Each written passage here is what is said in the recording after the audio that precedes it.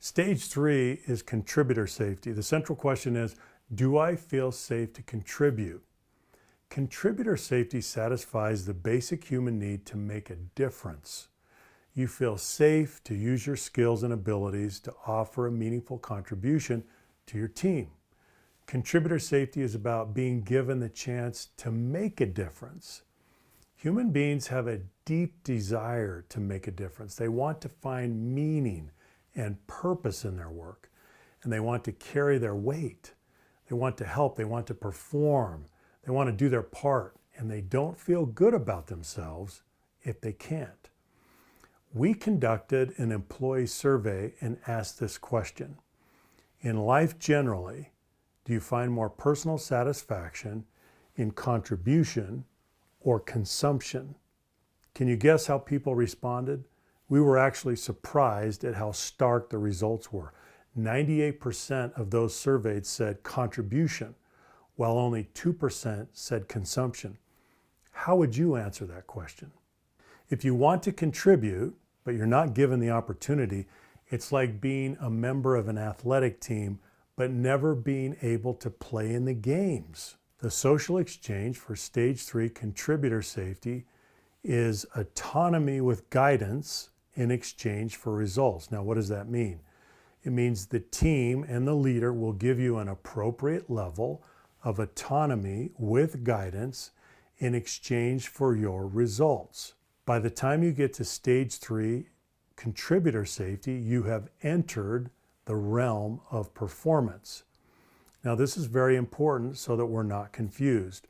Remember, in Stage 1, for inclusion safety, we said, this is a human right. It's not something that you earn, it's something that you're owed. By the time you get to Stage 3, contributor safety, this changes in a fundamental way. You have entered, as I said, the realm of performance. You must deliver results. You must deliver the goods. You don't have a natural human right to autonomy. You've got to earn that through a track record of performance. I had a boss who really stretched me early in my career.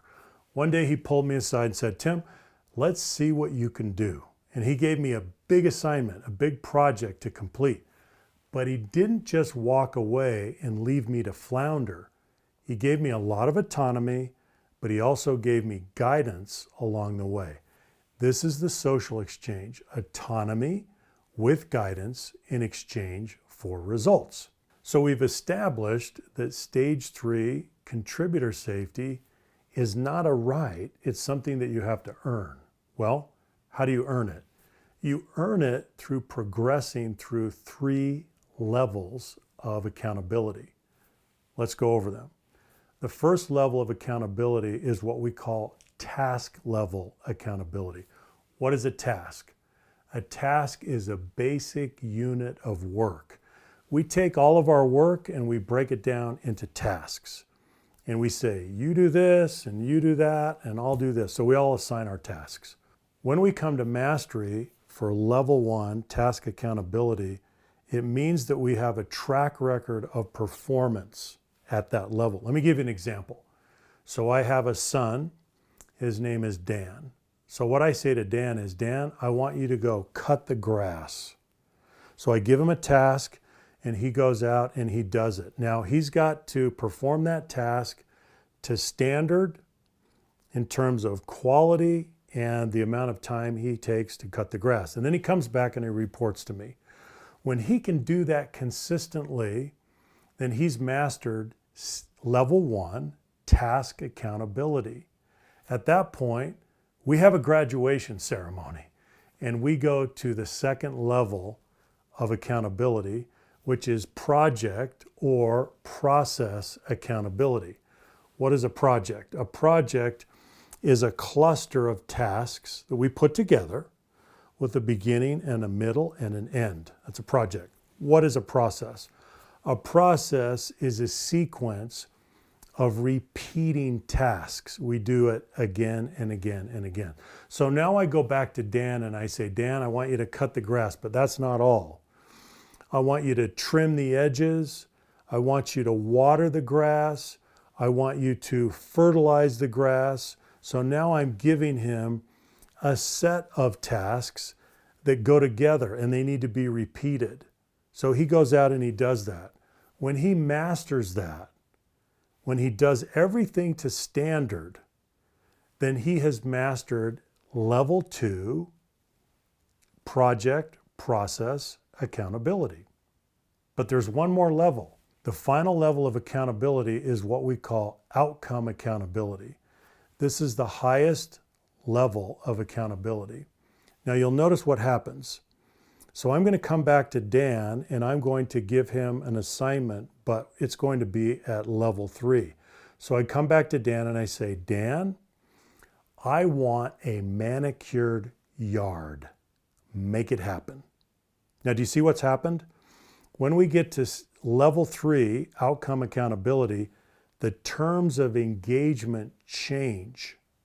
I'm not going to go through all of the detail with Dan. I'm only going to step back to project process level or task level by exception. If there's a question, if there's a problem, if there's something that we can't figure out, then I'll help him. But otherwise, I'm going to stay at outcome level accountability and I'm going to say, Dan, this is the outcome I want, make it happen. I'd like you to think about this example that I just gave from 2 perspectives. First, from your own perspective as an individual. Are you moving, are you progressing from task level accountability to project process level accountability to outcome level accountability? Number 2, from the perspective of the leader, are you helping others move through this progression? From both perspectives, the individual and from the leadership perspective, if you're moving through these 3 levels of accountability, you are creating the highest level of stage 3 contributor safety for you yourself and the other members of the team. Let me summarize. Human beings have an innate need to use their knowledge, skills, and experience to contribute and make a difference. When individuals contribute in a meaningful way, they develop self-efficacy, self-worth, and the capacity of independent high performance.